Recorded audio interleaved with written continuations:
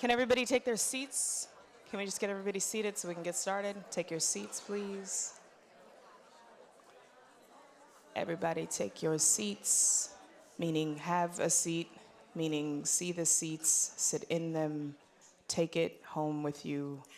After you sit in it, sit down, please.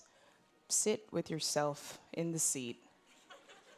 They're blue, they have retractable bottoms. So sit inside of it. You're doing very well. I know this is stressful. I feel stressed. Sit inside of your seat. Sit down. Please, God, sit down. You have to sit down right now because it's getting awkward. Sit in the side of the seat. There's still people walking around, so it's weird. They're probably like, I don't think she's talking to me, even though I'm standing. But she's definitely not referencing me not sitting down in my chair. We're still talking in the aisle. Sit inside of the seat. Now these guys came out. It's really weird. I'm gonna go. Okay, good job.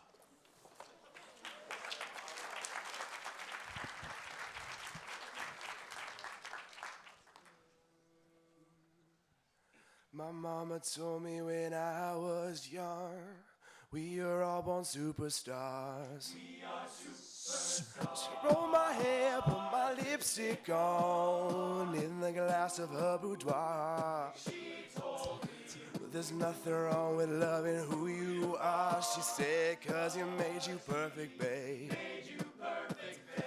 Just hold your head up, girl, and you'll go far. Listen to me when I say I'm beautiful in my way, 'cause God makes no mistakes. I'm on the right track, baby, I was born this way. Don't hide yourself in regret, just love yourself in your set. I'm on the right track, baby, I was born this way. Ooh, there ain't no other way, baby, I was born this way. Oh.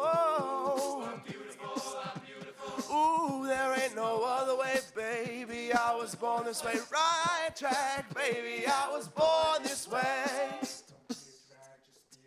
Don't be a drag, just be a queen. Don't be a drag, just be a queen. Don't be a drag, just be a queen. Just be a queen. Give yourself prudence and love your friends.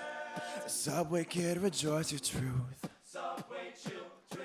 And the religion of the insecure must be my self-respect, my youth.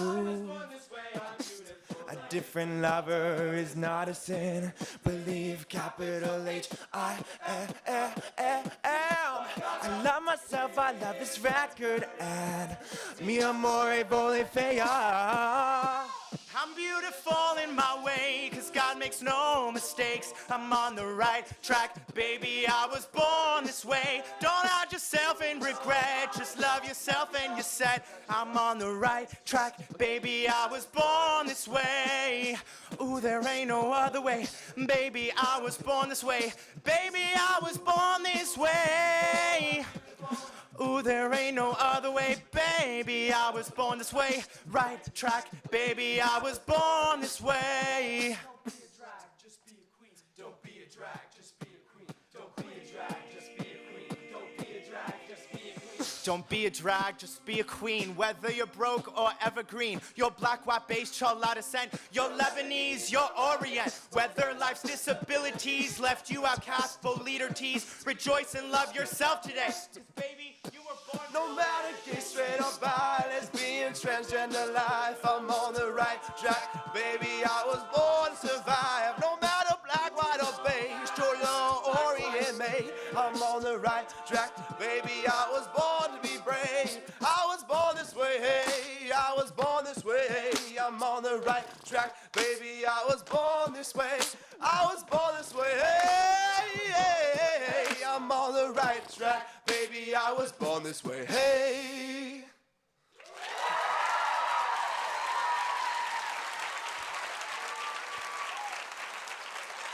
Very nice.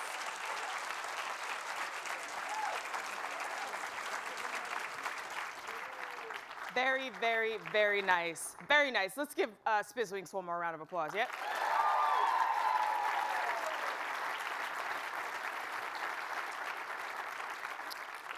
I think I was supposed to let them introduce me with the voice of God, but I got so excited I just ran out here, so I'm now going to stand here and introduce myself. My name is Azure Antoinette. I am your master of ceremonies for today. I'm super excited to be here, and I want you guys to just know how amazing I think the day is going to be, and the fact that you're all here to participate in it, I think is really groundbreaking. So we're gonna have a good time. So social media, right? I want to make sure that you guys are actively involved. So make sure to check the program, look at all your hashtags, make sure you're adding the right people. You know, sometimes you put it in the phone and you thought like you were doing it to Target, and then it was like T. Smith, and you were like, that didn't land as well because we didn't, because I was driving when I was trying to finish it up, so it just put a taco emoji, you know, and then it didn't, like the social media was not as awesome there.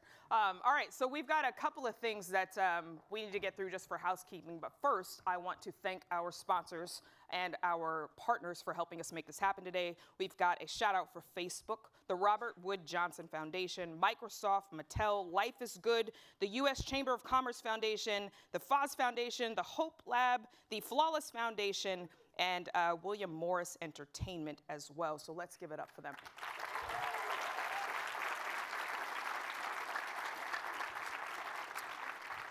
So this is, I think, my 7th state in 4 days. I am a full-time poet. I'm an international speaker. My mom's always like, what do people say when you tell them you're a poet? I'm like, well, usually I'm on stage, so I don't know what they said.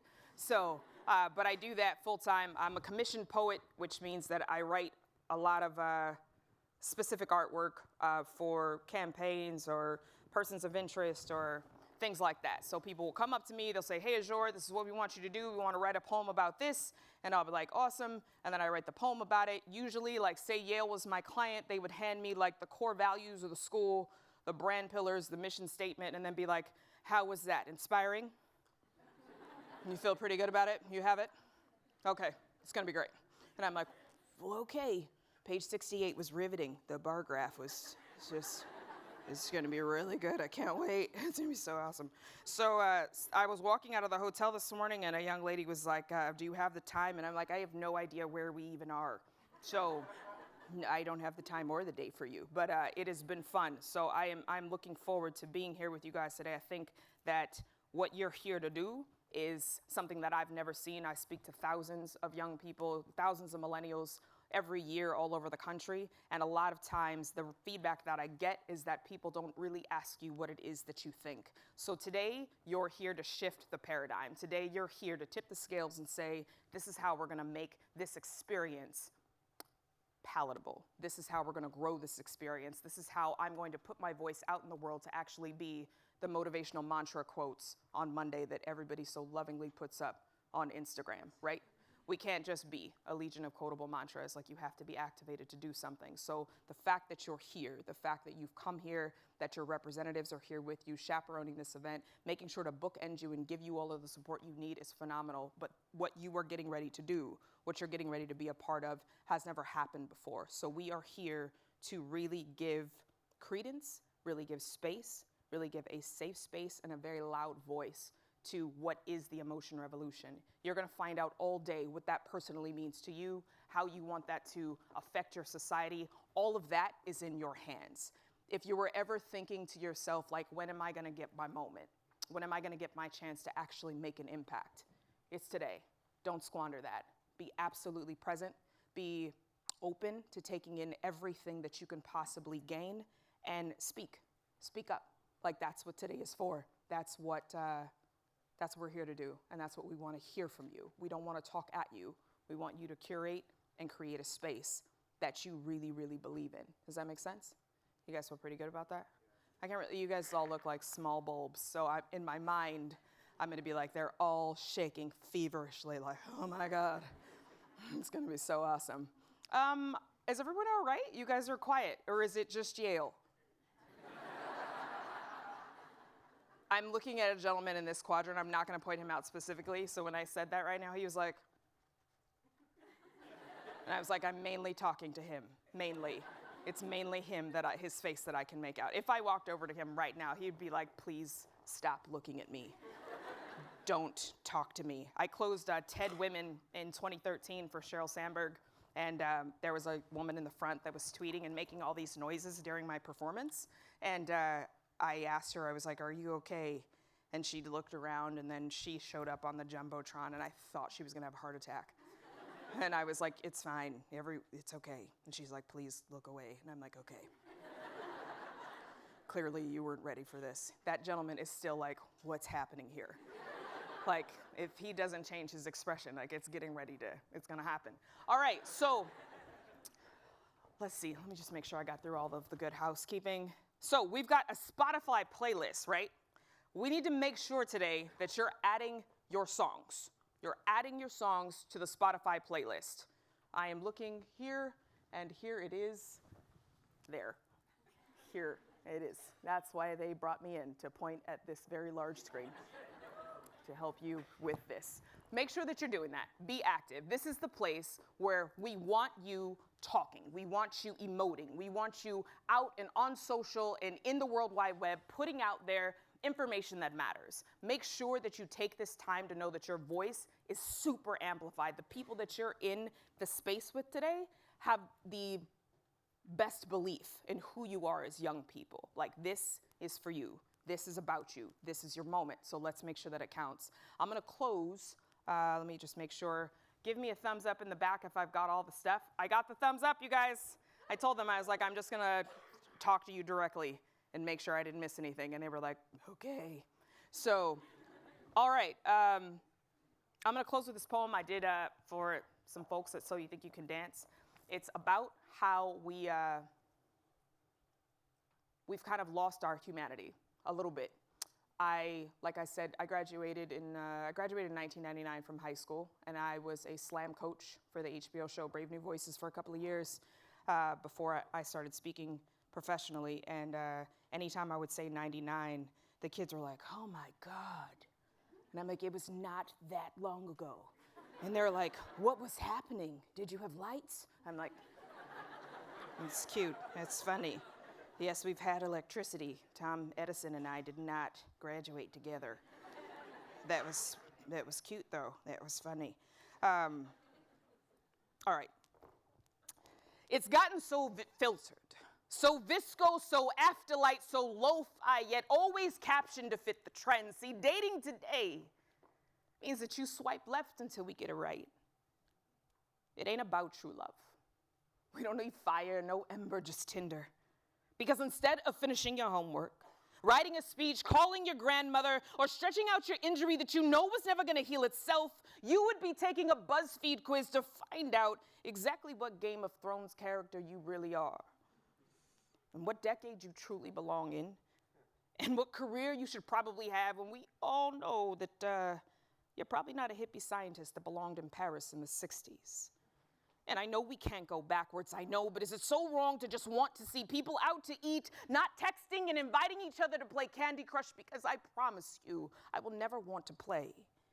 I know that pretty soon this poem's gonna end, and there'll be no solution, I know. I'm just saying that I miss the sincerity of an actual hug and the sweat of a high five. See, you can't have the texture of a magazine in between your fingertips on an iPad.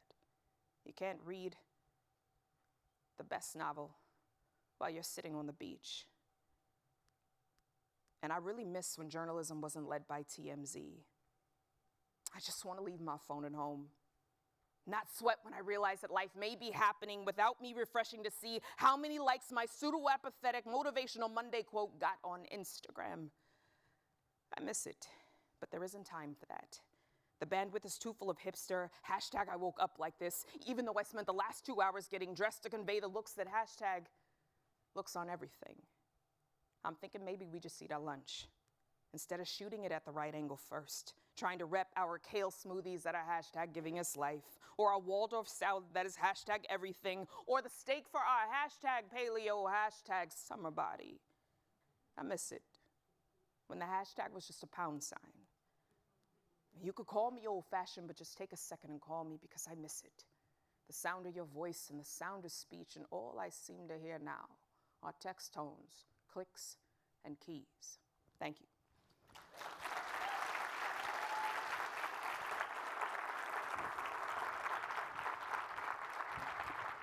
All right, so I'm getting ready to introduce the people of the hour. And I want to make sure that when they come up here, you guys and that gentleman who will leave ambiguously ambivalent on that side of the auditorium unnamed, give them the biggest round of applause and all of the energy that you got. Can you do that for me? Can you do that for me? Is the beeping, is everything okay?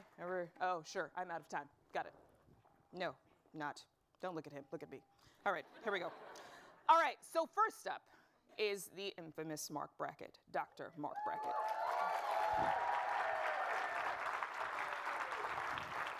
So I'm going to give you a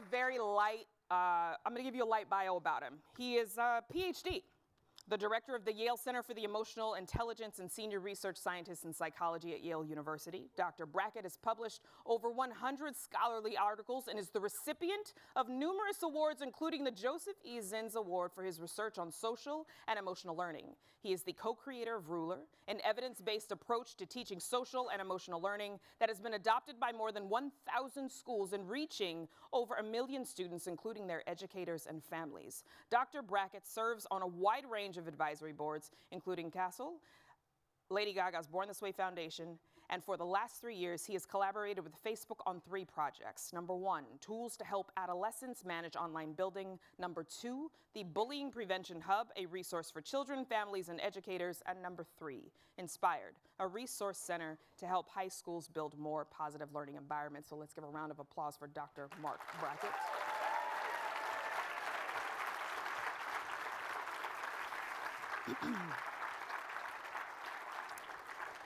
And we also have one more delicious bio. You look so handsome. Together. Yes. Or did you want to? We're going to come together. Oh yeah. I want to read I got to do the thing. I got to read it. I mean, look at all the stuff. It's so delicious. I mean, I always said if I had my PhD that I would probably just go to Starbucks and be like, it's doctor. Yeah. I wouldn't say anything else. I'd just be like, doctor. They'd be like, your chai. I'd be like, that's it. If I were you. I'm the uptight Yale guy. Oh, I love it. I love it. I mean, I love that. All right. So next up, a woman who needs no introduction, but I'm going to give it to her anyway because it's dope. Cynthia Germanata. She is the president and co-founder of the Born This Way Foundation. Cynthia Germanata is the president, and she launched BTWF alongside her daughter, Lady Gaga, in 2012 with the passionate intent to empower youth and inspire bravery. Cynthia, a former telecommunications executive whose career in sales spanned 25 years, has been the recipient of numerous honors for her work with the foundation, including the National Association of School Psychologists Special Friend to Children Award for 2013, the 2015 No Place for Hate's Making a Difference Award, FOSSI's Award for Outstanding Achievement, and was recently honored by the Eleanor Roosevelt Legacy for her and the foundation's effort to curb and prevent campus sexual assault. I mean, give it up. Give it all the way up. Come on, you can do better than that. Thank you, Joe. Thank you so much. So I think we're going to ask you, how are you feeling? That wasn't good enough for me. I'm being serious. Like, how are you feeling? All right. So, on behalf of Born This Way Foundation and the Yale Center for Emotional Intelligence, we just want to welcome you here. And I'm going to go next, but I'm going to now turn it over to my co-host and colleague and friend, Cynthia. Thank you, Mark. You're welcome. Thank you. Good morning, everyone. So, how about Azor, right? I actually just met her yesterday, and I just want to like carry her around in my pocket everywhere. She's incredible. And how about the Spizwings? Right? Yeah. So great. So, I want to thank all of you, first of all, for taking your time and for joining the Emotion Revolution. We are so excited to be here today with all of you. A couple of thank yous from me first, and first is a very heartfelt thanks to President Salovey. If you could please stand up, please. I would appreciate that. 。 . 。 . . . . . . . . . . . . . . . . . . . . . . . . . . . . . . . . . . . . . . . . . . . . . . . . . . . . . . . I'd like to thank you and the Yale team for hosting this wonderful event, and to my friend Mark Brackett and his Center for Emotional Intelligence for joining forces with us to bring this to all of you today and work together on this important project. In addition, I'd like to thank a few partners that were mentioned previously. I'd like to thank Facebook, the Robert Wood Johnson Foundation, Mattel, Microsoft, all the other amazing organizations in the audience that I can't name. And Mark and I would sincerely like to thank our amazing teams for helping make this a reality. Mark and I started this maybe 18 months ago, maybe 2 years ago, talking about it. So it's been a long time coming, and it's really a dream come true for us to actually see. So let's get started on our journey. Today is for you. This summit was created for you. It's an opportunity for all of us to take some much needed time to think about our emotions, and also to think about your school environments and join together to build a kinder, braver world. So I had a presentation plan, like 4 pages here. And last night, starting around midnight, I stayed up late talking with both my children, Natalie's also here, with our teams, and just kind of realized that maybe the best thing for me to do was really tell you a story, a more personal story from a mom's perspective. So that's what I would like to share with you. It's totally unscripted, so I just scribbled down a bunch of notes, and I'm going to do my best to bring that to you. And what I want to start with is, and I don't want to set a negative tone, but I think it's important for me to be honest with you about the impact that feelings can have in your life, on the decisions that you make, on the grades that you get, on many facets of your life. And I want to start by telling you that I made a mistake. I made a mistake as a parent many years ago. And I made that mistake when my daughter was about the age of many of you in this room. And I would say maybe the average, should we say, is 14 to 19 maybe? Maya? In the room? Okay. And the mistake that I made is I ignored her feelings at a time when she was in pain. And I ignored them because I didn't really understand them. And like you, she was her own person. And this kind of started to develop really late in middle school. And she was doing great. She was a good student, like seemingly had it all together. But her behavior in many ways kind of started going all over the place, for different reasons. And I didn't understand why this was happening. And to speak to the adults in the room for a minute, I grew up, and maybe many of you did, at a time when we were just told to kind of suppress our feelings and be tough and be strong. We kind of ignored our feelings. Many of you have probably heard the words, suck it up, like it'll pass. So we all grew up in a time like that when we were really taught to solve our own problems. So that's not always healthy. And it clouded, I think, my view of what was happening to my daughter. And because of that, I overlooked some of the emotions that she was having. And when I look back at what was happening to her, for me, it's kind of looking at a split screen TV. Because in one screen, there was this young woman who was getting good grades and was active in school and was very engaged, and like everything seemed just fine. And on the other side of the screen, there was this erratic behavior. She would tell me sometimes, I really don't feel well. My body aches. I feel anxious and I feel depressed. And at the same time in that screen, there were things going on at school and in her life, acts of meanness and cruelty that were happening to her that were exacerbating the situation and having a lasting effect on her.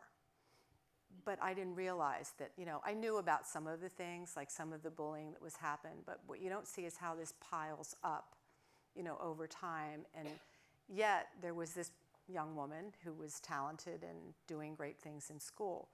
But what happened over time is this started leading to self-doubt on her part and ultimately questioning of who she was and her values, and eventually to some destructive behavior that was very hurtful for me to watch, because I felt kind of very alone and helpless in the situation, and how would I help her? So I thought, and I'm sure also the young people are going to recognize this, I thought she was being just a teenager, right? Or being just acting out, or being dramatic. When in fact, these were really very, very, very, very real feelings. But as a parent, what I was reaching into, my arsenal to deal with this was, well, you should be strong, and you should just deal with this, and it's going to pass, and you're going to grow out of it. But the more myself and my husband pushed back on her with that kind of approach, the more she rebelled. So the mistake that I made was misinterpreting what I thought was normal biological development of a teenager with actually a problem situation, somebody that really needed help. But I was chalking it all up to just being a teenager. But I didn't understand that her psyche and her character was someone that was vulnerable and just didn't handle stress very well. And she was trying really hard and doing a really, really good job at it, because all these great things were happening in her life.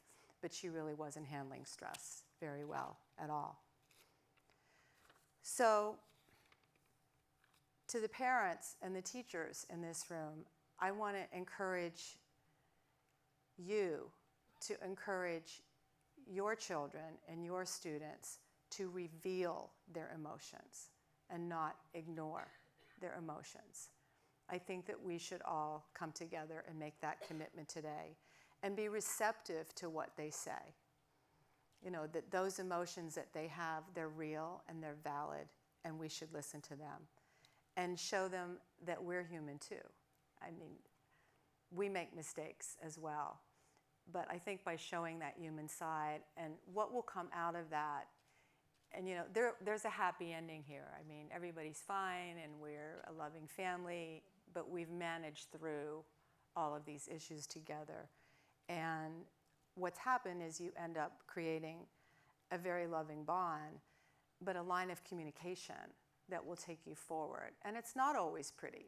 You're going to have conversations that are very difficult to have, and tears and whatever else goes along with that. But in the end, it's worth it. And to the young people in this room, I want to tell you that we love you and that today is for you. So looking back, and Sarah, this is where we can put that slide up, I think. Don't ignore your feelings. Don't ignore yourself. And when I look back, I know that both of my daughters, they were not just teenagers, and they were not just being dramatic or being selfish or being tired. They were being themselves. So thank you very much for listening. I can't wait to hear from all of you today, what everybody has to say and what everybody has to contribute. So I want to thank you again for being here. And I want to turn it back over to my friend, Dr. Mark Brackett, to reveal to you some very interesting and exciting findings that came out of the study that all of you helped us create that was launched last April. So thank you very much. Thank you. Thank you.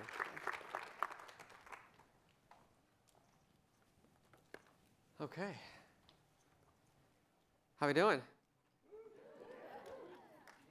So we're going to get started on the research piece. Woohoo! Yeah, there you go.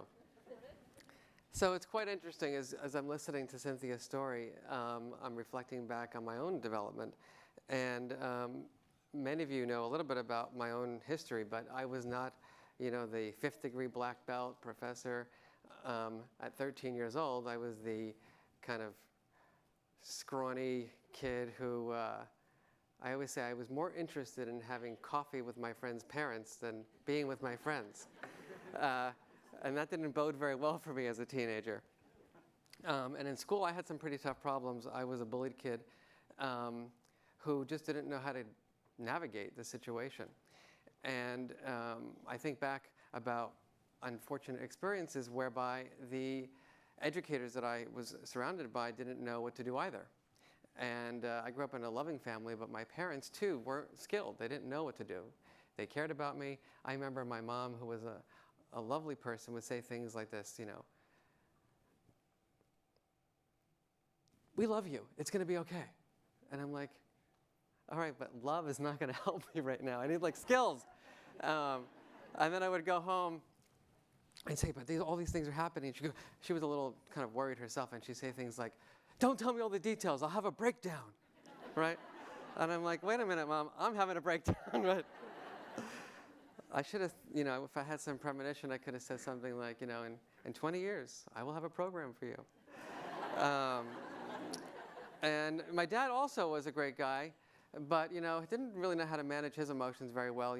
Something like, get to your room and, wait till your mother gets home. Great, so she'll have a breakdown.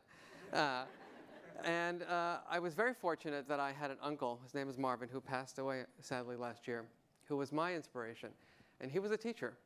And he was the person who gave me language for my feelings. He was the person who understood what I was going through and helped me articulate it and gave me the strategies that I needed. And so this collaboration is kind of an outgrowth of our own development, but also what we really wanted to do for this project was go big or go home. And we decided to go big. And in this collaboration, what we decided to do was go out to our nation's youth, all of you, all the young people, and find out what is it like for you now. I'm 40-something years old. And I can't believe I'm 25 years older than the students I teach now. It's so scary. Of course, I can't relate to anything they're doing, but I'm trying hard, right? And so we wanted to go out to our nation's high school students to find out what is it like to be you as a student. And we created a survey that we call the Emotion Revolution Survey. And I'm going to share that with you right now. So before we really get into this, I do think it's important for you to check in on how you're feeling. And we have a tool that we call the mood meter. And the mood meter says that your feelings can be divided among 4 quadrants. Yellow is high energy and pleasant. How many of you in the yellow right now? Yeah. All right. I'm really getting worried about today. This is an inspirational day. We need some energy. Yellow? All right. How many of you are feeling pleasant, but your energy is kind of low? I mean, yeah, a lot of you. Yeah, I know that feeling myself. A little green. My hunch is that not many of you are in the blue and the red today. Unlike I was, and Cynthia was probably last night preparing for our presentations. I went to sleep last night thinking I've lost my hippocampus. I have no memory of anything I've ever done in my life, and I'm just going to rely on genetics for something to come out. Probably many of you are not in the blue either, right? Feeling down or disappointed or hopeless today, because you're here and at a really exciting event. And what we wanted to do in our project was really find out what are the feelings that our nation's youth are experiencing. And what I've learned over the last 15 years doing research in this area is that life is like a roller coaster ride. Can I ask everyone to please sit up straight in his or her seat? Get some good posture. You'll live longer. Have no research to support that. And take a nice long inhale and an exhale. Let's get settled in our day. And I'm going to ask you for the next 1 minute to just think about someone you know in high school. Someone who you know who is probably not having the best year. All of us know someone who needs support, who needs help. And just capture that person for a moment, please, and enter that person into your mind. And I'd like you to live vicariously through that person for the next 1 minute. So you're waking up now as this friend, as this kid in your school. How do you feel when you wake up? It's breakfast time. How are you feeling? This is a reflection. You can don't yell out yet. You're on your way to school. You're on the bus. You're in a car. You're walking. How do you feel as this particular student? You enter your school. You look around. Do people greet you or do they not greet you? Do they smile? Do they not smile? How do you feel? You're in class 1, class 2, English, language arts, math, science, physics, chemistry.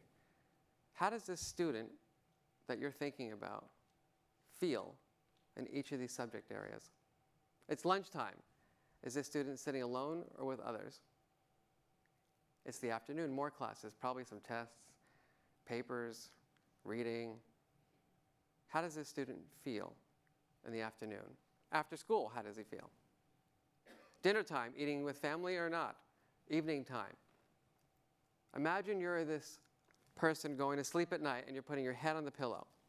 How do you feel? Please open your eyes.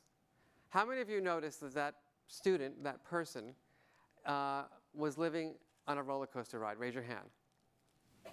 How many of you saw that person experiencing more unpleasant feelings than pleasant feelings? Raise your hand. So a majority of you. And what we argue in our center is that emotions matter, and they matter for a lot of reasons. They matter for 5 key reasons. The first is attention, memory, and learning. I can tell you from my own experience as a student in middle school who was very stressed out and worried, as I reflect on my middle school years, I have no memory of anything that I learned because my brain was in survival mode. I was thinking, who's going to be my friend? How am I going to get home safely? I wasn't thinking, oh my goodness, the Roman oligarchy, right? I just didn't have neurons available for that because my brain was preoccupied with finding friends, with safety. So we know that emotions drive our attention, memory, and learning. The second is decision-making and judgment. Has anyone here ever made a bad decision? Turn to your partner and share. No, we won't do that yet. We don't do that yet. We know that emotions drive our decision-making. Among teachers, we study teachers, and we found that teachers' moods, close your ears if you're a teacher in the room, literally bias their grades. They influence how they think about their students. We showed in one study that there was a 1 to 2 full grade difference just on the mood of the teacher. The third is relationship quality. Does anyone know anyone who walks around looking something like this? Anybody? Or people, maybe you have someone in your school who kind of walks around like this? Anybody know about that? Or maybe you're in some meetings and people do this kind of thing, like, how many of you know somebody who kind of displays a lot of negative emotion? Anyone? And how many of you, when you think about that person, say to yourself, now that's who I want to go on vacation with? Right? We just don't want to be around people who display a lot of negative emotions. The fourth is physical and mental health. We know that emotions drive our health. That if we don't have the strategies to help us manage our feelings, how can we be psychologically fit? And finally, our everyday effectiveness. That we need strategies to help us deal with life's ups and downs. As a matter of fact, our center does research now on people who engage in creative behaviors. And what we find is that you need the skills of emotional intelligence to help you be creative. Think about it. How many of you have ever been disappointed in something you produced? How many of you have ever gotten negative feedback? Right? You need the strategies to deal with that feedback to be successful. So the Center of Emotional Intelligence has a vision, and our vision is to use the power of emotional intelligence to create a more healthy and more compassionate society so that everyone can achieve their full potential. And now it's time to reveal the results. So we are overly proud of this study. We went out through a variety of methods using many schools in the room. So I want to give a big thank you to all the schools who participated. Thank you. And through obviously the enormous power of Born This Way Foundation social media, through Facebook and Twitter, through our partners at Facebook, we were able to collect data that I'm going to report on today here from 22,000 students across the United States. So this study is a pretty big study. And the sample was quite diverse. So as you can see here, we had slightly more females than males. In terms of sexual orientation, the sample was 76% heterosexual and 24% in other areas, including 11% bisexual, 7% homosexual, 6% other. And we had a pretty diverse group as well in terms of ethnicity. So here are the findings. And the first question we had was the question that I asked all of you today, which is, so how do you feel at school? It was just a very simple question. And in that study, what we did is we didn't want to give kids surveys right away. And if you remember taking, we just asked, in your own words, how are you feeling? Just whatever comes to mind. And you had 3 little boxes and you typed those feelings in. And here's what we found. So just please take a moment and absorb that.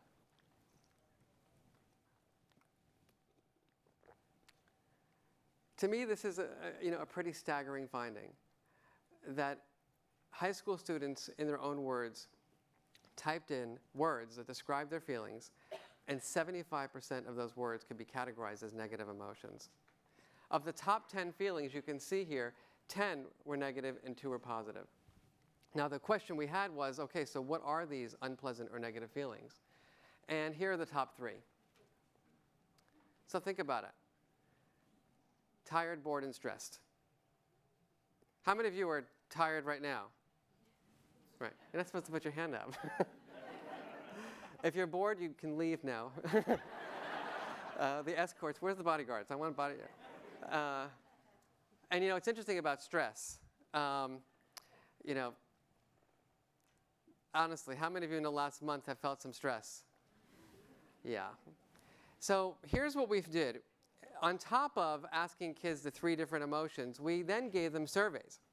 And we said, tell us, on average, how much do you feel this feeling each day at school? And we didn't ask tired because we didn't think of tired as an emotion. But for boredom and stress, look at that. So students reported, on average, feeling bored 70% of the time, 80% of the time. And to me, that's something that we need to think more about. What does that mean in terms of our nation's education system? What does it mean in terms of instruction? What does it mean in terms of our own health and well-being? And we talk about stress in 2 levels. There's some good stress. So I know that Cynthia thanked our teams, but honestly, right, the stress that we were all going through last night, wasn't that like the good stress? I don't know, what do you That's we call that reappraisal. Although some people said they'd never speak to me again. So there's the good stress. There's the stress that I feel right now. Like I'm stressed out right now, just to let you know. I'm stressed out because this day's got to go well, right? So I'm going to put the onus on all of you. Like if it doesn't go well, I'm going to be blaming you. There's that stress that makes you energized, that gives you the hope, that gives you the inspiration. And that promotes well-being, enhances your performance. And then there's that stress that makes us physically sick. Right? That stress that weakens our immune system, that impairs our performance. And we don't yet know when the student said stress, is it the good stress or the bad stress? My hunch is it's probably more of the bad stress, unfortunately. And in future research, we're going to unpack that. The next question was, how do you want to feel at school? Interestingly enough, there were no negative emotions reported, thank goodness. And here are the top 3. People just want to be happy. They want to be excited. They want to be energized. How many of you feel like your school day could be improved upon if there were more excitement and feelings of energized? Raise your hand. Yeah, it would be. Now, interestingly enough, we also asked students about some experiences they had in school. And what I want to share with you is some of the findings that we have in terms of relating experiences to feelings. So first is Cynthia mentioned that, this idea of meanness and cruelty. How many of you in the last year have had someone say a hurtful comment to you? Yeah, many of us have. It's very interesting. Here I am, a 45-year-old psychologist, and I was doing a presentation with another adult who will remain nameless. And in that presentation, he bullied me. I was bullied recently. And I was fascinated by that because in that moment, here I was, this 45-year-old psychologist, studies emotional intelligence, and literally in that moment, I regressed to being a little kid. I felt paralyzed, I was shaking, my heart was racing, and I realized the impact that kind of negative experience has on us. And I want to share with you the impact that it's having on students. You can see that students who are saying that people have been mean or cruel to them are feeling more lonely, more fearful, and more hopeless. And that's certainly not a good sign. We also asked them more positive experiences. So what I'm learning is relevant to the goals of my life. And interestingly enough, students who report having learning being relevant are more interested, they feel more respected, and they feel more happy. We also asked them about when you're in or having teachers engaging in interesting and motivating lessons. And let's look what we find here. Kids are less bored, they're more respected, and they're happier. So there's some answers and some ideas that are coming out of this research in terms of what we need to do. Now, you saw today there's a gap. 75%, unfortunately, negative emotions, 25% positive emotions. The reason why you're here today is to help us close that gap. We don't have the answers. I wish I had all the answers. I would be, on a plane somewhere talking about them to millions of people. But we're here today because we need to hear from you. We need to know, what are your ideas? How do we close this gap? Because obviously that 75% has to come down. So what do you think we need? Oh. All right, so I just got clinically depressed from that response. Can we please have a little bit of an enthusiastic, we need what? Yes, thank you. I thought you guys were sent the sneak preview of this. So we need to close the gap. We need to do that, and we need your support to do that. Right? We need to make schools places where all students feel these kinds of emotions. And so in building this emotion revolution, we developed what we call the Emotional Revolution Charter. And the charter is saying that we, the high school students of the United States of America, want to feel more happy, more excited, more energized, inspired, safe, comfortable, valued, respected, connected, supported, balanced, content, empowered, motivated, passionate, and purposeful. And this afternoon, or actually this morning as well, you're going to be going through some training and some workshops to help us figure out what exactly needs to happen in terms of relationships, in terms of instruction, in terms of classroom environment, to make this world, to make our schools places where all people have these emotions. And the journey does begin today. As I just said, it's your voice, it's your wisdom, it's your hard work. Of course, we're going to have lots of fun. I know that all of you were here only to hear the data presentation, not to meet Lady Gaga later on this afternoon. So I'm feeling completely honored by that. And what I want us to do is take a nice long inhale together, please. Take a nice long exhale. And I want us to think it's a year from now. It is October 24th, 2016. And you have gone back to your schools, to your communities. And you have worked your butt off to ensure, to help all kids in your school feel more supported, feel more valued, feel more connected, inspired. Just take a moment and think about that, please. Put it in your brain. More valued, appreciated, supported, connected, empowered. Think about what's different in terms of your school, walking around the school. Think about what's different about the way you feel yourself walking in and out of school. So I want to end my presentation by saying, I'm an academic, as you can tell. Cynthia's got the cool T-shirt. I got the tie with the clip. And we don't make big claims. We can't make audacious claims about our research. right? We can only share with you what we found. And I can't make the promise that bringing social and emotional learning and emotional intelligence to your school is going to change everything. But I do hope that today is the beginning of a conversation with yourself, a conversation with all of us here that can say, wow, we can make a difference, we can close that gap. So thank you very much.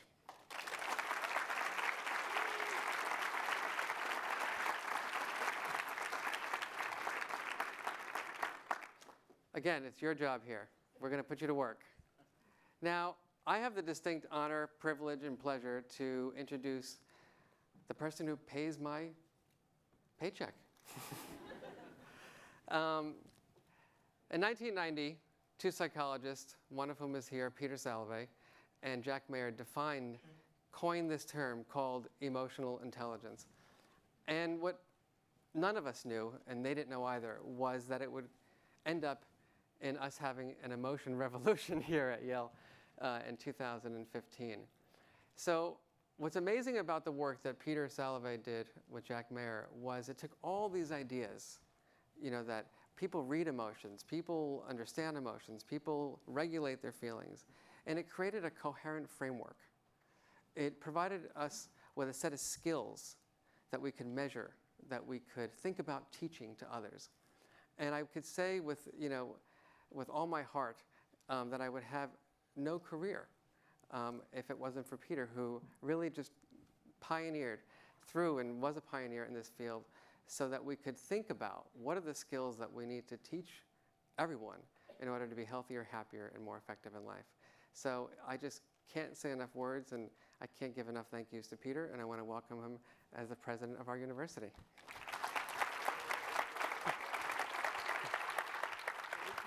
Appreciate that.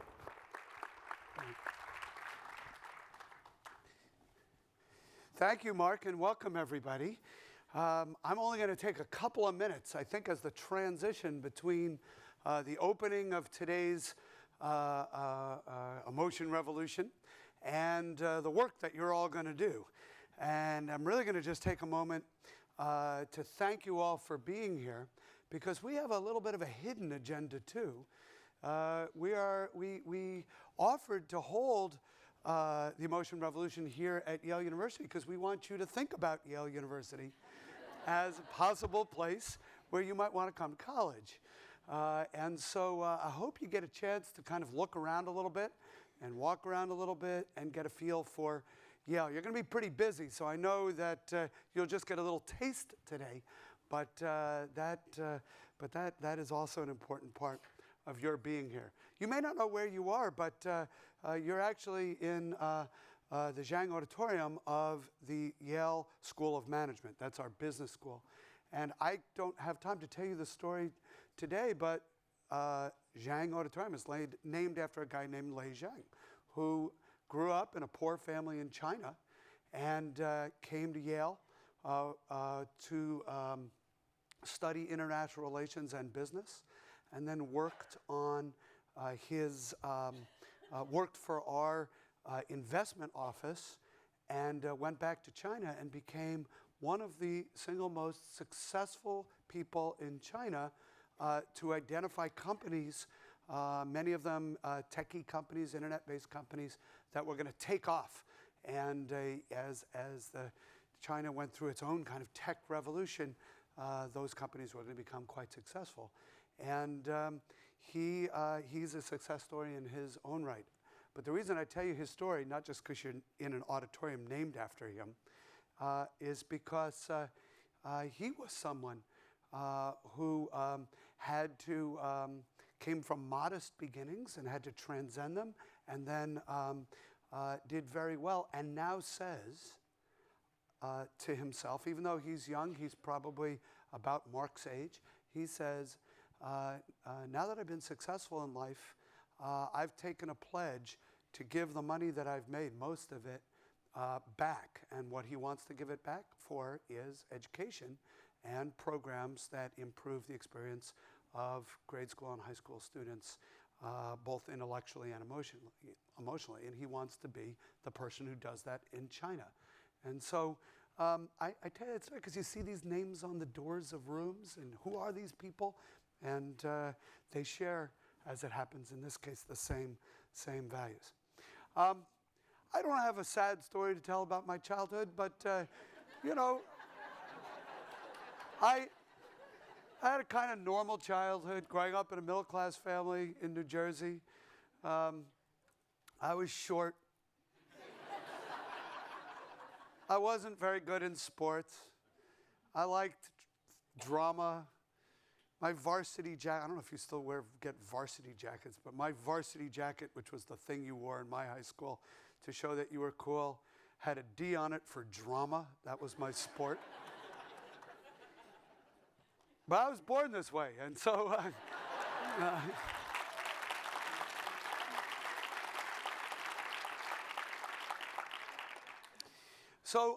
I'll just tell you one quick story, really. Mark was very nice to talk about the paper that Jack Mayer and I wrote and that we published in 1990 called Emotional Intelligence.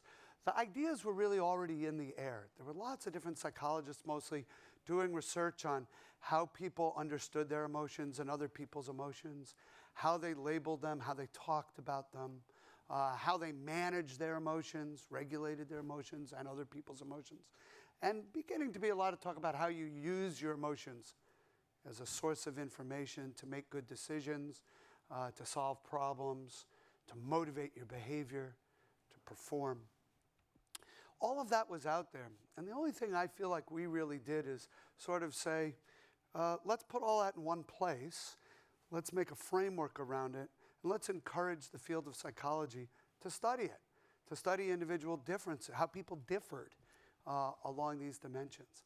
And it just wasn't at the time something that a lot of people were talking about. Some people were. But I got to tell you something about that paper. When we published it, nobody cared. Nobody cared. We sent that paper to 3 different journals, all the best journals in psychology, and it was rejected from all 3 of them. I always used to say, when I talked to a psychologist audience, that paper was rejected from some of the best journals in all of psychology, right? As if that were a badge of honor. But in fact, we were quite upset about it because we just couldn't get this thing published.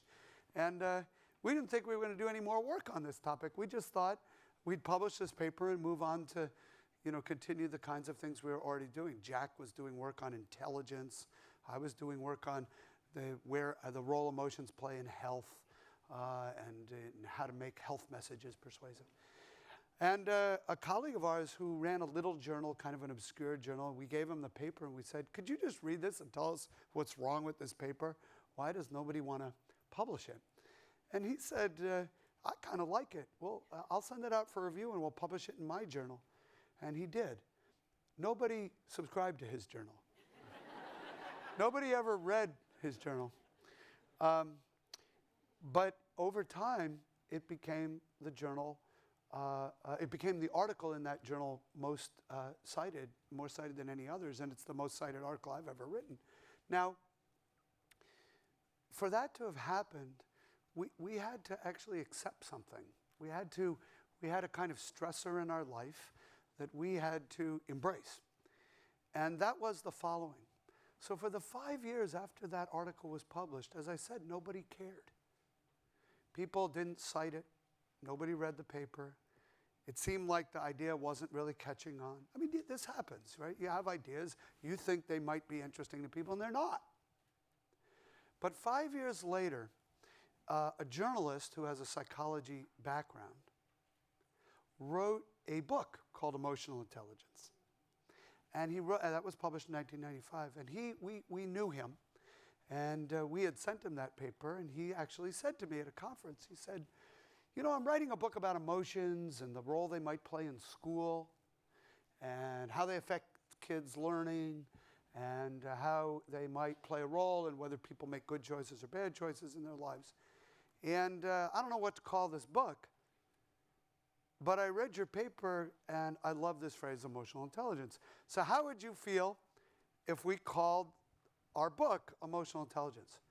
Now, you can't tell someone not to use a phrase. Oh, you can't use that phrase, I use that phrase. And it would be a kind of stupid thing to do anyway, right? It would be like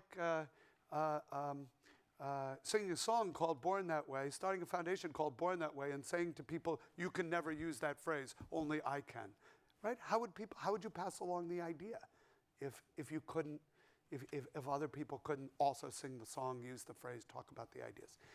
So we said, of course you can, of course.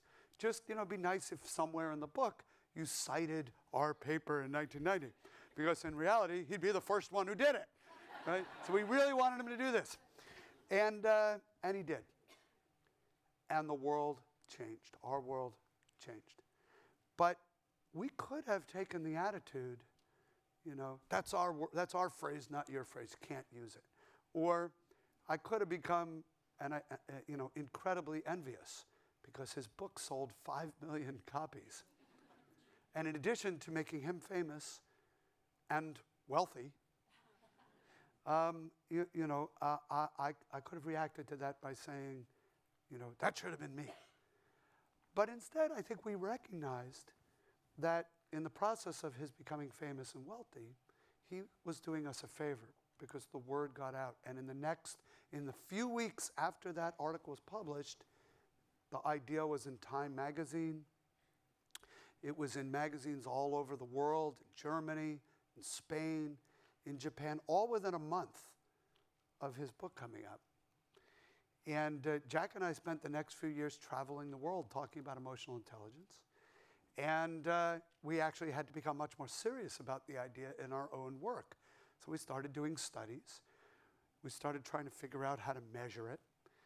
When we figured out one way to measure it, we started to work on what does it predict? People who have these skills, what do they do in life that people who don't have these skills? And then other people took it in a lot of different directions. Mark was a graduate student with Jack Mayer. And then he came to Yale and was what's called a postdoc. That's after you have your PhD in my lab. And he's the one who took us into schools and started to think about ways of communicating these ideas to an audience beyond the very narrow group of psychologists of emotion that Jack and I hung out with. And so the bottom line on all this is it's now 25 years later since we published that first paper. If you told me I'd be standing in an auditorium in the Yale School of Management speaking to a group of students and their teachers and principals and parents in front of people like Cynthia about ideas where emotional intelligence played a role, the idea of emotional intelligence played a role in their development, I would have said, no way. 25 years from now, we're going to be talking about something else. We had our fun. We published our obscure paper. The best-selling book came out, and we had fun in the wake of that. But we moved on to something else, but here we are. And so I'm very, very thankful that people continue to be interested in the idea. I'm very, very thankful that you are interested in the idea. And I'm really pleased and proud and thankful that you've come here to spend a day taking the idea of an emotion revolution, right, and of emotions in your schools to the next step, to really helping us and helping you yourselves and your schools think about where this can all go in the next years ahead. I have to add my own thanks to all the people who sponsored today's events and who are supporting the research that's going on behind the scenes that Mark shared a little bit of it with you today. And so that's certainly the Born This Way Foundation and Cynthia in particular, the Robert Wood Johnson Foundation, Facebook, and you heard the list of others too. Many are in this room today or will be here as part of the day. I had the great privilege of hearing Lady Gaga sing with Tony Bennett about, I think it was about 3-4 months ago here in Connecticut. It was a fantastic concert. It was a bringing together of two different kinds of voices, two different kinds of amazing talents, two different generations. And I left inspired by what it symbolized. It symbolized the ability of people to work together across genres of music in this case, across the ages. My guess, I don't want to put too fine a point on this, but my guess is Tony Bennett is about 3 times Lady Gaga's age. And you could see the emotional chemistry between them as they performed to a sellout audience. You could see what it meant to work together in a collaborative way and to connect on an emotional level. Well, that's what you're all going to do today as you push the idea that emotions are important, that they're the key to success in school, that they are a key to happiness in family life, in work life, and in the rest of your life more generally. And you are going to be the folks who have the insights, make the discoveries, and push all that forward. I'm very proud to welcome you here to Yale University. Thank you all for being here. Have a great day.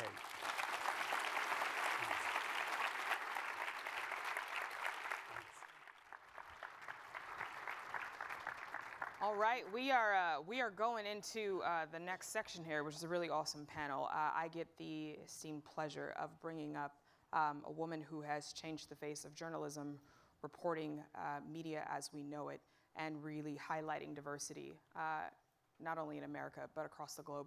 Please give it up for the panel moderator who will introduce your panelists, Soledad O'Brien.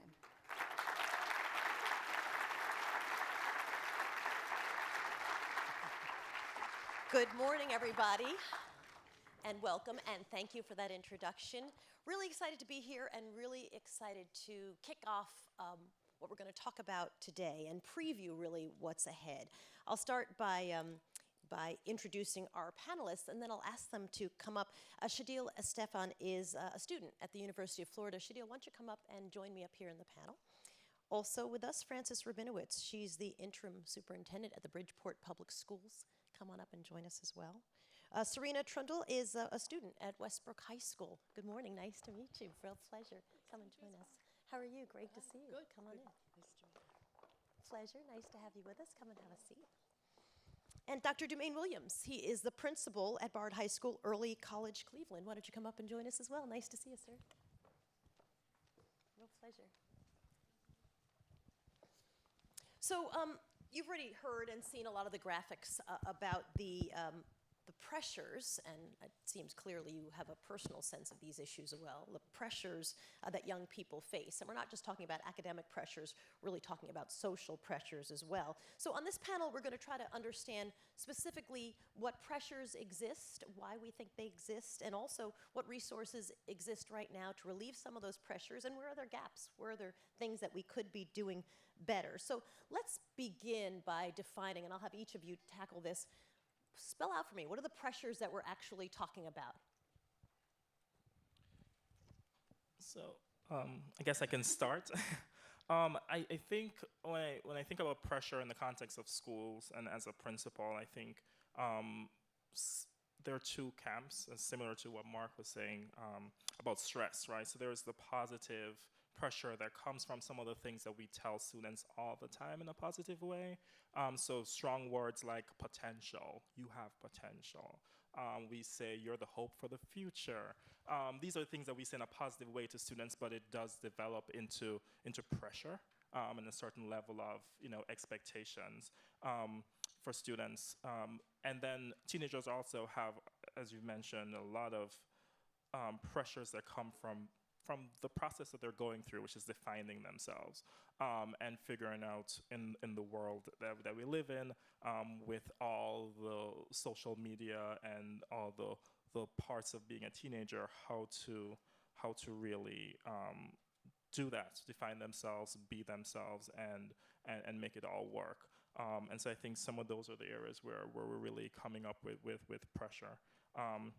And I want to also just add that I think a big part of it is the timing of things. So while social media is really great, it also allows us to connect. It also means that we're on, we're present, and we're out there a lot more. And so really thinking about ways that students can find that time to be off to take a back, not to be on stage, not to be up front and center, because again, that creates that pressure. Serena, what year are you in high school? I'm a senior in high school, so well. last year. So let's talk about the pressure that you're feeling. And I'd love for you to comment on the social media pressure as well. Do you feel that very strongly? Is that one of the bigger pressures you're feeling? It's definitely a big pressure. We found in my high school there's definitely a self-pressure. It's mainly us as students putting pressure on ourselves. There's a lot of peer pressure, obviously, as well, that our peers put on us that some people might not even know they're putting on us at all. There's definitely pressure from our teachers to be like, all right, you're the class to change this, you're gonna change this, you're gonna be the class to just change everything. And there's definitely a big comparison of trying to keep up with everybody. As a senior in high school, you're trying to be number one in your class. You're trying to keep up with all these things, get into the best colleges. You're trying to stay on the same level with everybody. Most of the academic base, particularly from your parents and teachers, we feel like. But it's definitely, it all causes undue stress that some people might not know, stress and emotional pain that we hide just within ourselves, and we tell ourselves, oh, you just got to get through it. That's just how it's got to be. You just got to do it. And we're not supposed to talk about it, but we should. It's just how it is. And this is so common between high school students that it's just like what's normal. It's just what goes on. And not even the thought of something that requires attention, never mind, identifies as pressure. What kinds of pressures are the teachers that you deal with in the school system?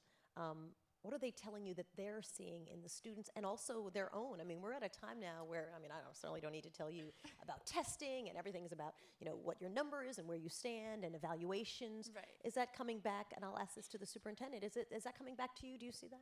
Absolutely. I think my teachers are under tremendous pressure right now. We've gone through several years of not actually having the respect for teachers out there that we should have, and that is tremendous pressure on teachers. There is the whole evaluation, there's the testing, which we have talked about, but we haven't eliminated, and I think kids are feeling tremendous pressure around standardized tests and achievement, and I've got to get this on my SAT in order to get into this school. And I think that causes pressure. I agree with you on the pressure of peers, and sometimes the pressure I put on teachers to say, I know you can do it. You can make the change that's really important with your kids. And I think that does create pressure. I also think that I heard that phrase, suck it up. I mean, there are so many people that say, just suck it up, and move on. You can do this. And I do think that creates a whole atmosphere, culture of pressure that we have to work to. I don't think we'll ever eliminate it, but at least we can put it in perspective and recognize it. Suck it up is not exactly a strategy. So we'll talk about strategies in just a moment. Shadil, so what year are you in college? I graduated in December. Wow, okay, so besides figuring out what you're going to do with the rest of your life, No what pressure. kind of pressure could you possibly have? That's pretty much like my primary pressure-filled thought of every day. But I would definitely say that something that also causes pressure in me is I have a 12-year-old sister. Her name is Annalise, and she's growing up in this environment as well.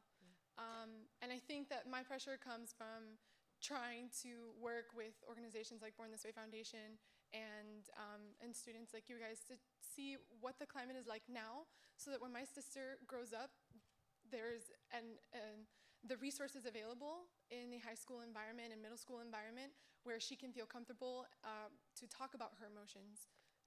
To our students then, what are people specifically teaching you coping skills? Could you tell me, I have had conversations and I am learning X, Y, and Z to deal with what you've clearly listed as some severe and serious pressures? I mean, in our school, personally, obviously there's multiple groups. Typical high schools would have like guidance, peer counseling, stuff like that. In our school, we noticed that a lot of the students go to their parents to try to handle how to cope. That our parents are the ones we go to talk to about anything. But I feel that students need to learn to identify the external and internal situations that are going on to cope with them, but then have schools give them the forum to kind of go through these situations and cope with them, giving them the skills along with the students identifying what's going on.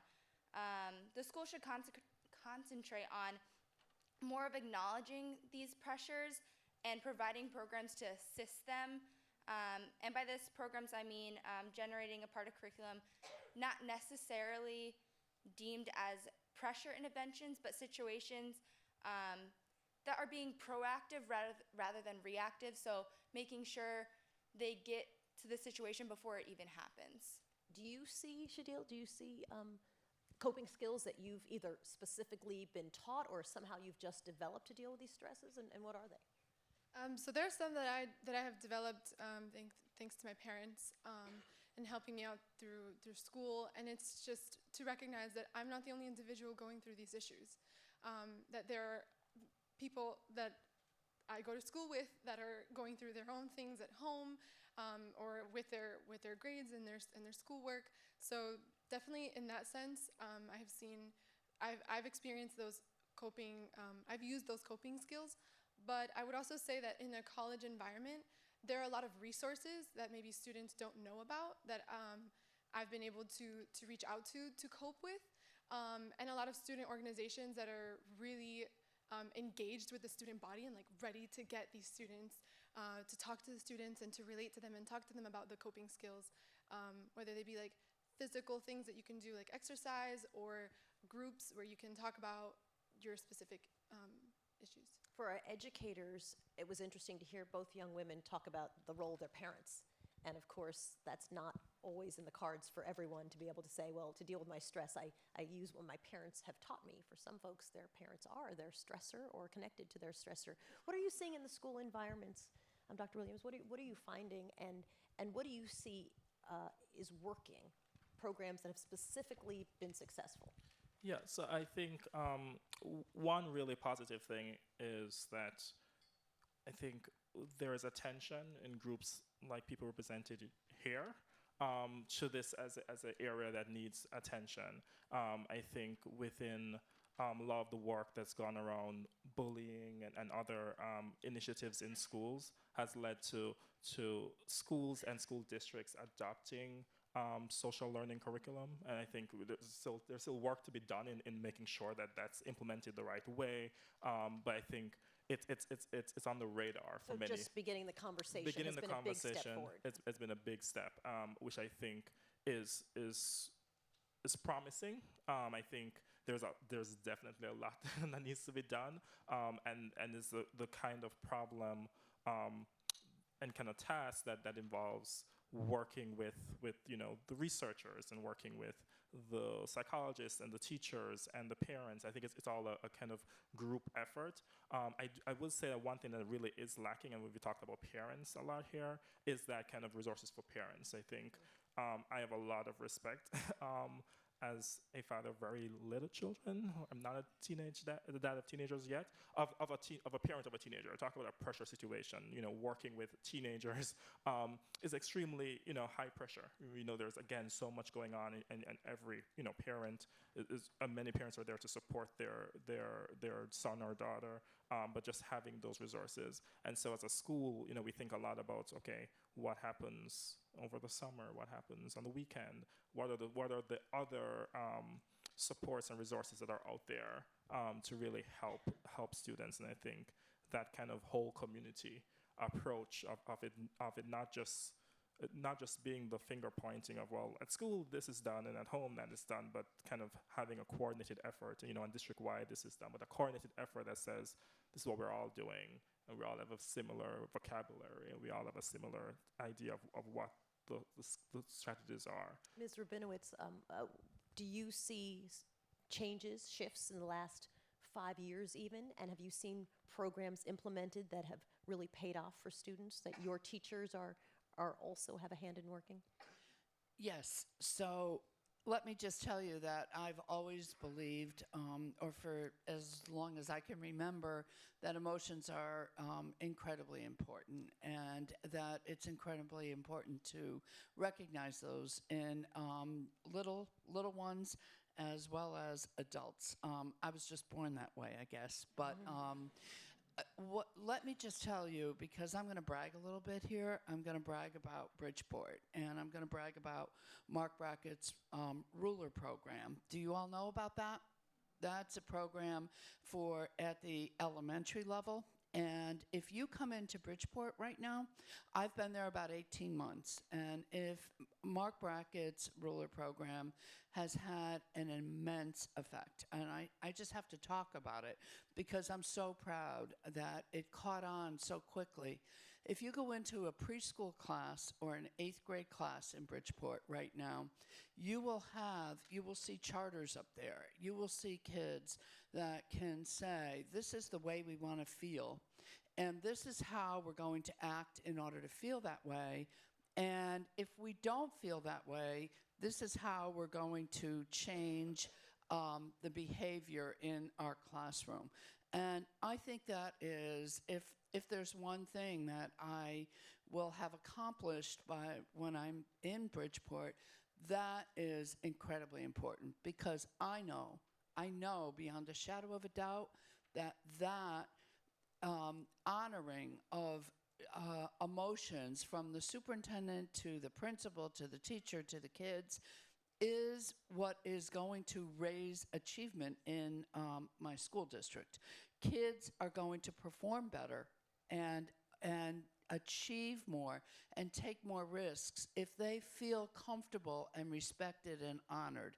And the same is true, and that's why I love this program. The same is true. I'll take more risks if I feel that way.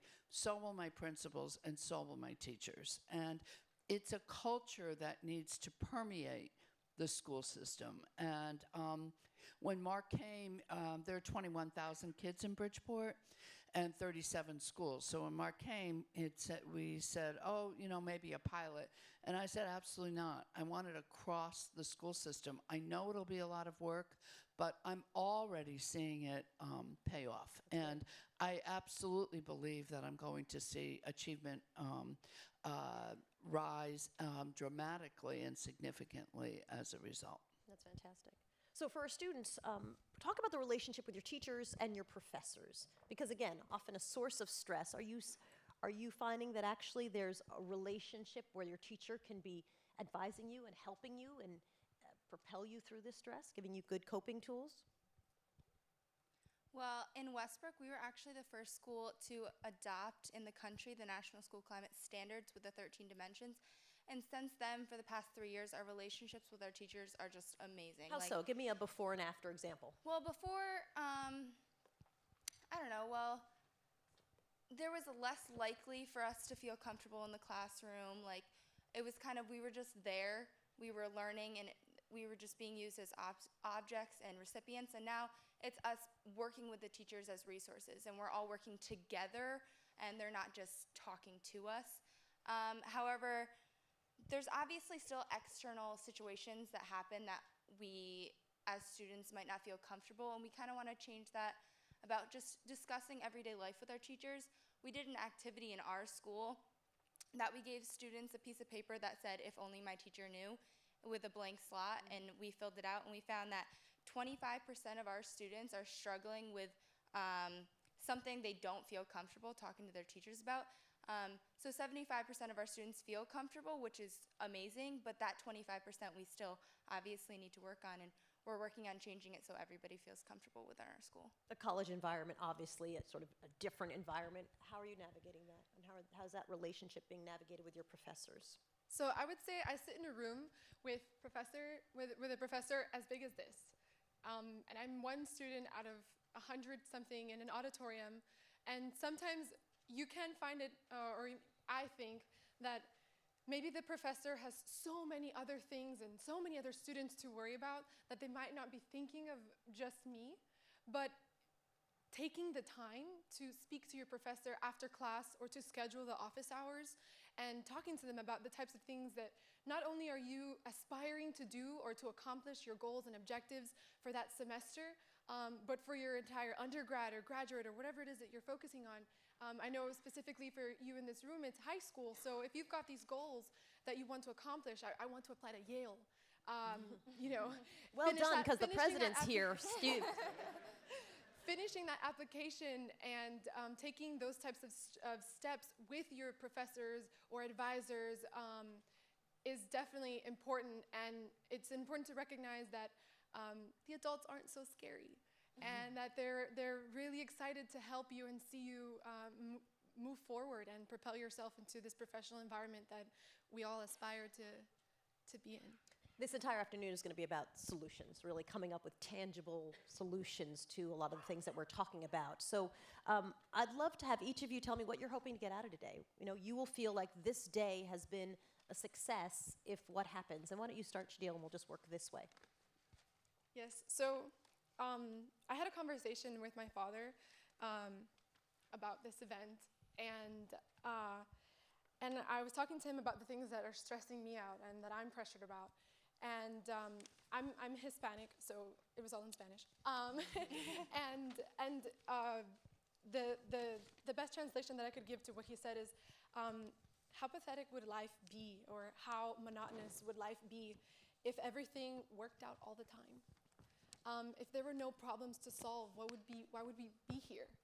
He says. And so that's what I hope to get out of here, to get out of this event, is to help high school students, college students, teachers, professors, everyone that's here recognize that there will always be issues, but that together we can solve them all in a collaborative environment. So right on to high schoolers ready to push through and work through today's events. I think I really want to learn more from teenagers. To be honest with you, I'm really comfortable with, the 4-year-olds up to 7th, 8th grade.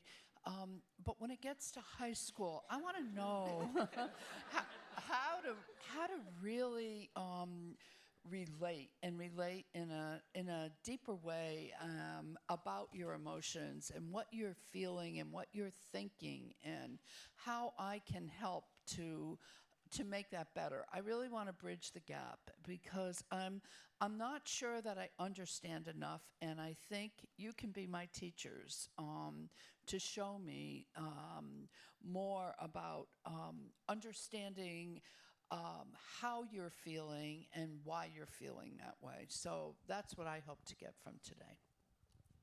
Our hopes through more gatherings like these are to continuously learn from each other and further each other's standings, or understanding others' viewpoints on everything.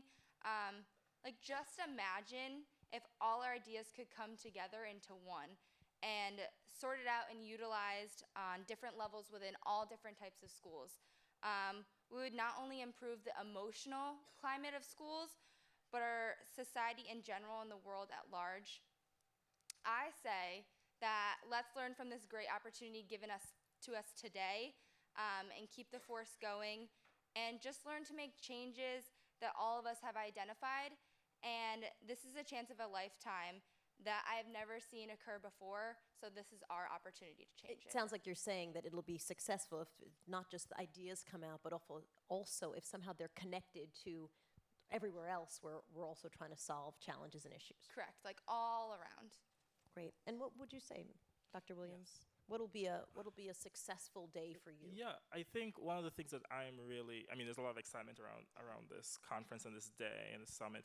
I think one of the most exciting parts of that is the fact that, who is in the room. We have folks from universities, we have superintendents, we have principals, we have a lot of really great students, and we have foundations, and we have Facebook, and we have all these different. So I think the real thing is to capture that, and I think to capture the fact that we're focused on students, and we really, in the part I'm most excited for, is to hear the student voice, but also to give the students that voice, to really empower you to, we're listening, we're here for you, we're here to help you.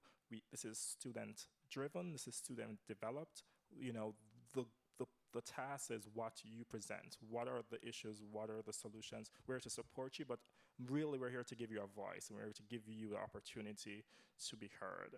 And so I'm really excited about that, and I think we'll be successful when we hear you and when we know what you're thinking. A final question, and anybody on the panel can tackle this. How do we move from a culture of, hey, just suck it up, to, okay, here are real strategies to improve the emotional climate of schools? That's a bit of a transition that I think really does have to happen to make all of this work. I think we have to believe that it's important, and we have to believe that we can make that change. And we have to do some concrete things to show that we are making the change. And the exercise that you spoke about asking kids how they feel, or wanting teachers to know how you're feeling. I think that it has to be a conscious decision that we're going to honor those feelings, and we're going to get at better ways of expressing them. And I have a long career in education, so everything I do relates to the schools. And I just believe that I have to set that tone and that culture to say, this is really an important piece. And I want to set the tone in the right way by learning from you how to best set that tone. Great. I think it's an excellent way to end this panel and head off into what will be a very busy day for all of you. A big thank you to our panelists, Shadila Stepan, Francis Rabinowitz, Serena Trudell, Dr. Dumaine Williams. Thank you, guys. Really appreciate it. Let's give it up one more time for the panel.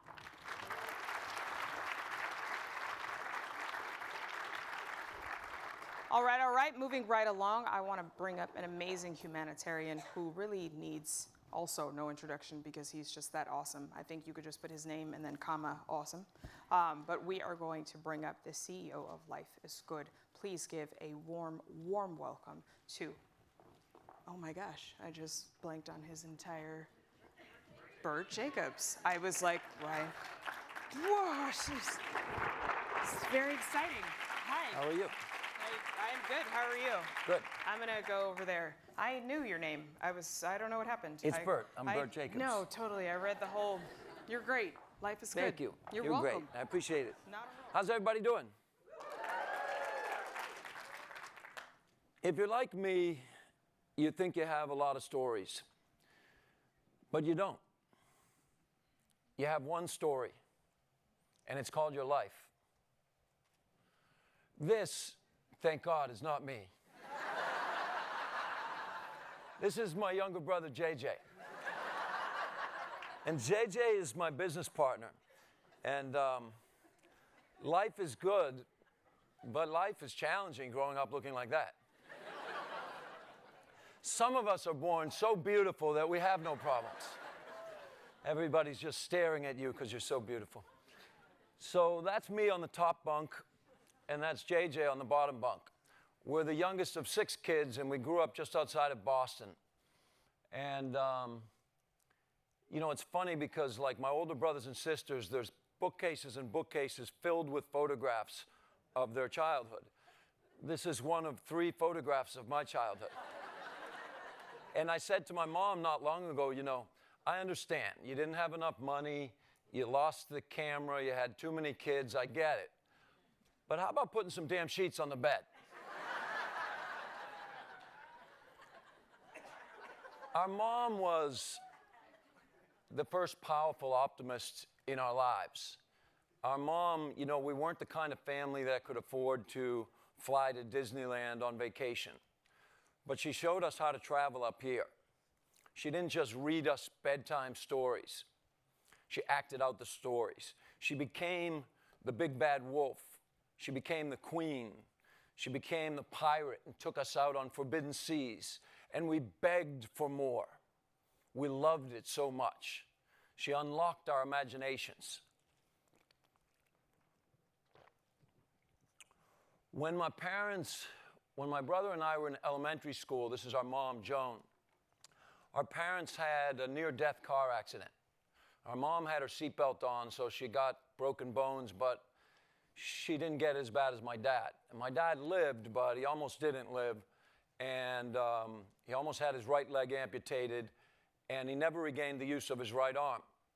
And it's hard to overstate the impact of that accident. My dad was already feeling the pressure of not having enough money and all these kids, but the combination of that and not being able to participate in outdoor sports, he was an outdoor enthusiast, he was a craftsman, no longer being able to do his work in the same way, he became depressed. And our household became a place where there was yelling and screaming every day. As an adult, I can look and think, you know, my dad wasn't screaming at us, he was screaming at himself. But as a kid, you didn't realize that. My mom gave us a great gift at night with the stories, but she gave us an even better gift at dinner every night. She looked around the room no matter what was happening. Dad could be in a bad mood. My older brothers, they weren't bad guys, but sometimes the police would be showing up for them. They didn't follow all the rules. And my mom looked around and she said something very simple. She said, "Tell me something good that happened today." And as simple as that was, she changed the energy in the room. She made us focus not on what was wrong with our family, but what was right. And pretty soon we'd be riffing on the funniest thing that happened that day and talking to each other and enjoying the meal. And it was a really powerful gift she gave us. When my brother and I graduated from college, we were trying to avoid getting a job. And we wanted to start a business together. And we kind of applied my mom's idea. We didn't want to be part of the problem, and we didn't want to point the finger and complain, and we wanted to try to be part of the solution. So we were into design and artwork, but we were too intimidated by the world of fine art. A financially accessible way to try to sell our art was to put it on t-shirts. So we decided to start designing t-shirts.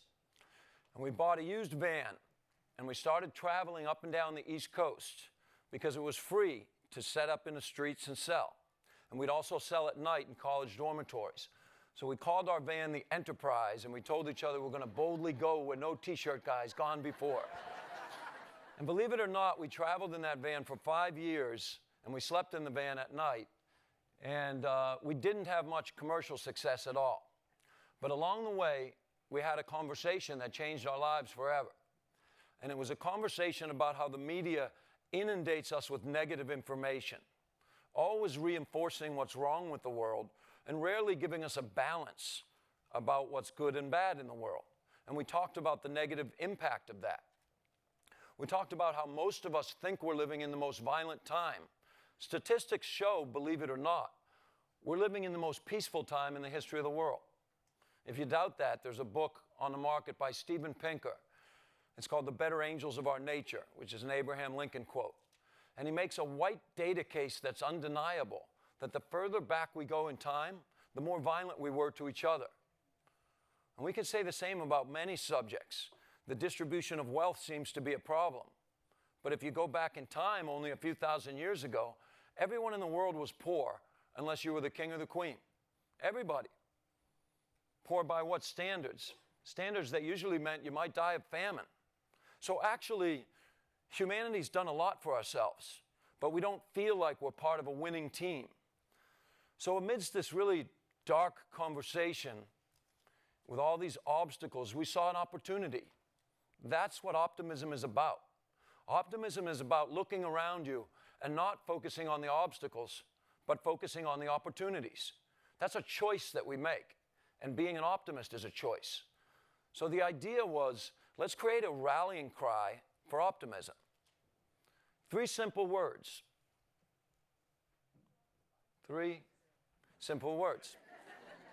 Life is good. The interesting thing, Peter, the president, was up here a minute ago. If I understood that correctly, you coined the phrase emotional intelligence. See, we're like the opposite. We didn't coin life is good, but we were smart enough to trademark it. So, the world's not fair. But we had a lot of ideas in those days. This was just another one, and we were all excited about it. The difference was, surprisingly, the t-shirts sold. We put the words life is good on a t-shirt. Well, the media would tell us that bad news is what sells, not good news. But you know what? People started buying those T-shirts.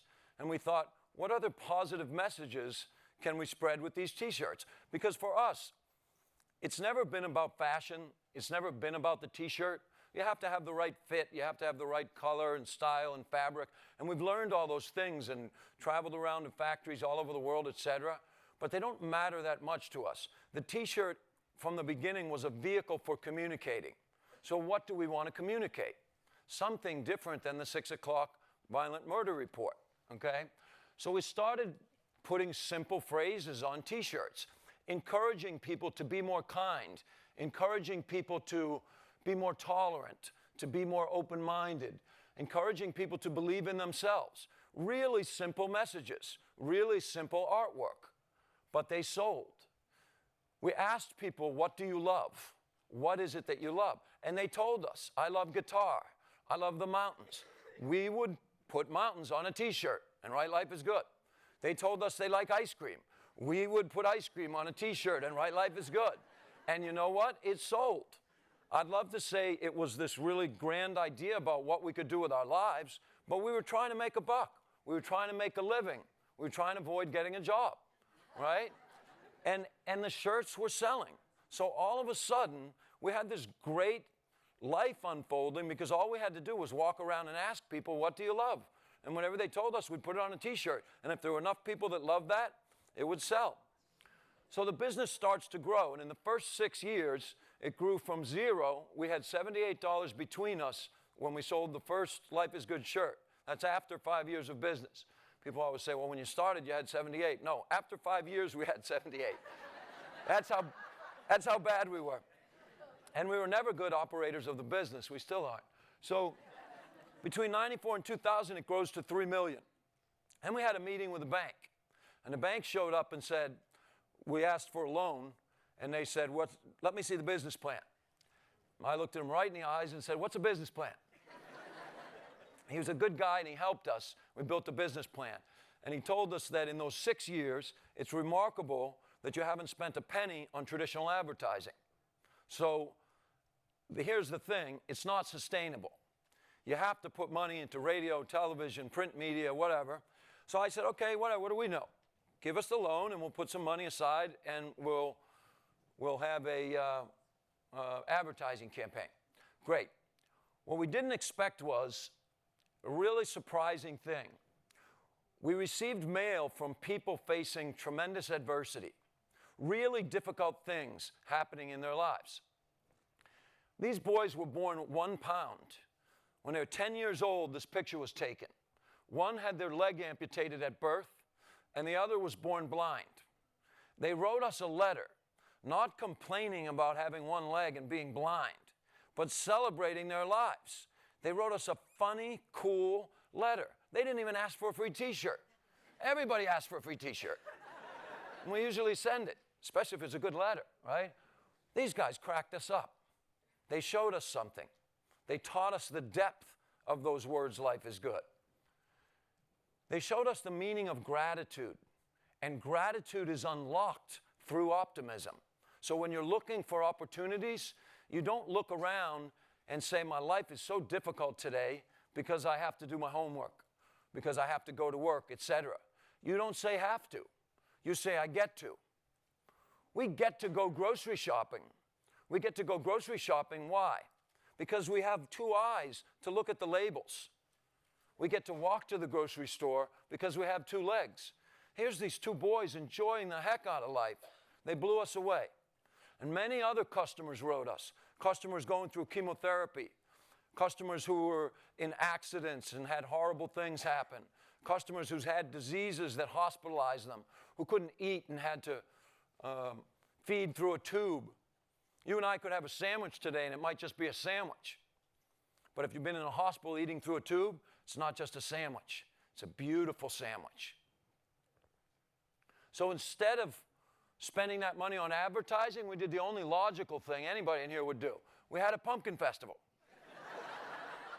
And a pumpkin festival, we didn't know if anybody would show up, but people did show up. I don't know if you've been to Maine in October, but it ain't bikini weather, right? This woman's clearly 15 months pregnant. She shows up in a bikini. She brought her husband, Mr. Positive Man, and we have no idea who the guy on the left is, but there was kids there, so we had him escorted from the premises. A lot of people showed up. We had no idea what we were doing. We blew the whole budget at one pumpkin festival. But you know what? That pumpkin festival raised over $100,000 for families of kids facing life-threatening conditions. And it felt amazing. So the consultants and the banker said to us, "What did you do with the money? You're cannibalizing your business. It's not the right thing." But we kept investing in pumpkins. This is a picture of, in 2006, we actually broke the Guinness World Record for the most lit carved pumpkins in one place at one time. It's a picture of over 31,000 lit carved pumpkins. Breaking the world record is not important. It really isn't. What was important is this time it raised over $500,000, and the money was secondary. The awareness for the people who were facing difficult things was primary. It felt good to us. We've been sleeping like babies since we had that first pumpkin festival. We realized that this business could be more than a business. We realized that we might be able to integrate this social work into what we do, which we now believe is the future of all business. It led to our own Kids Foundation. So we supported a lot of different 501c3s, and then we got focused on the emotional health of children, okay? So children in this country, in most cases, will get food, not always, but in most cases, and shelter and medicine, but nobody's focused on their health up here. Life is Good is about emotional health. It's about waking up in the morning and focusing on what's right rather than what's wrong. Why? Because we're powerful human beings, and whatever we focus on will grow. This little girl lost both her parents and her home in Hurricane Katrina. And we witnessed an organization that we later merged into our Kids Foundation, not just save her life, but look at her. She's going to be a leader someday. They're building leaders in the worst neighborhoods, in homeless shelters, and we said we want to be part of that. So we rebranded it as part of Life is Good. The Pumpkin Festival's now grown into a major music festival called the Life is Good Music Festival. This is a picture of 30,000 optimists together. Are they seeing great music? Yes, it's Michael Franti. We've had many fantastic musicians, top acts, all genres. But those 30,000 people are together knowing that when they buy a cold beer that day, when they enjoy the music, when they get out and dance in the field, they're not just having a great day, they're having a great day and they're helping somebody who really needs it. Compassion is a superpower. It makes us feel great. I have no idea what this kid is looking at, but we blew his mind. We welcome little kids to come to these festivals, and not just in the kiddie area. We let them travel throughout. For some reason in America, it's like the little kids are supposed to be off in a corner, and everybody else can do things over here. So we try to let the baby strollers and the tattoos be together, and you know what? Nobody gets hurt. One of the ways we integrate the social work into our business is that a minimum of 10% of our profitability always goes to kids who really need it. It's very simple. This is a picture of Richard Branson and I. Richard Branson is arguably the most famous entrepreneur in the world. The photo has nothing to do with my talk. I just wanted you to know I hang out with Richard Branson.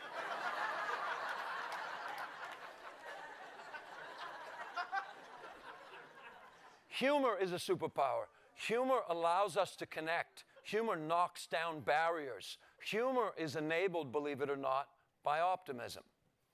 So what's happened? We still haven't spent any money on traditional advertising, but our community and our business has grown.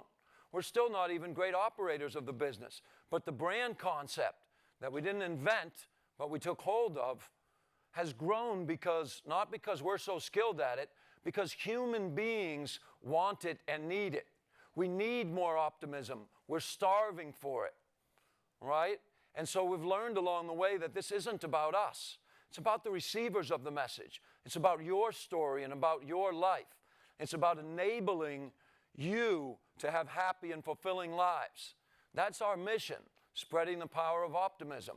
Why? Because we want more people to have happy and fulfilling lives. We wrote a book, and this graphic is Cliff Notes of the book. essentially, optimism doesn't just beat the alternative. It does beat the alternative because it's a hell of a lot more fun than pessimism. But it enables the 10 most powerful tools we have for living happy and fulfilling lives. We call those the Life is Good superpowers. And the book breaks those things down. I want to finish by saying that when we're young, and most people in this room are pretty young, everyone tells us we need more. We need more stuff. We need more money. We need more education. More. Let me tell you, as we get older, we all come to the same conclusion. The only thing we need more of is time. Time to do the things that you love and time to be with the people you love. You and nobody else should decide what you do with your time.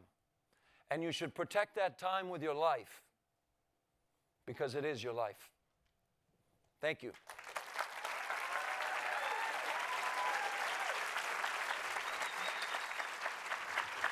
I get a better hug now? Totally. Thank you. Give it up. I just tweeted, I think, everything you said, ever. Bert, I tweeted all of it. He's not listening. You're shaking hands because you're just that guy. Bert, look at me. Look at my face. I tweeted everything you said. He's still not looking at me, you guys. I mean, he's really busy. All right, so we are getting ready to go into our workshops. That energy, like, you did all the stuff. That was awesome. Give him a hand. Like, that was really good. So good. Okay. So I'm going to do my best to get us back on schedule, which is a delicious task. You have no idea how delicious it is. It's really good. Oh, there goes your energy again. You guys, I can feel it. It's really intense up here. All right, so young people, you're going to be staying in here is this Zhang? Is that what this is called? Z-H-A-N-G? Is that right? Zhang. Yeah, wow. You will be here in Zhang with me here. Stay here. Adults, quickly move upstairs to your workshop. That's fast, like quickly, which is faster. Like when I came up and I was like, have the seat, get in, and you guys weren't doing it as well. So it's not that, it's faster. And then, don't forget to check out the amazing Life is Good exhibit at lunch. Please make sure you take a look at that and go do that. And the culmination of today, which I'm sure you're still taking this all in, is that we're gonna sign the charter, but I'll talk about it again. It's cool. Talk amongst yourselves. I'll stand up here. Tip your waitress. I'll be here all week. Liver and onions. Yeah, it's good. Thanks for staying with me. I love you. Just the two of us, the two of you and me. The three of us, that's three, because I'm at Yale, and I know that, because it's different here. Here, in Zhang. Yep. It's good. Are there more notes? No one? Nope, we got it all.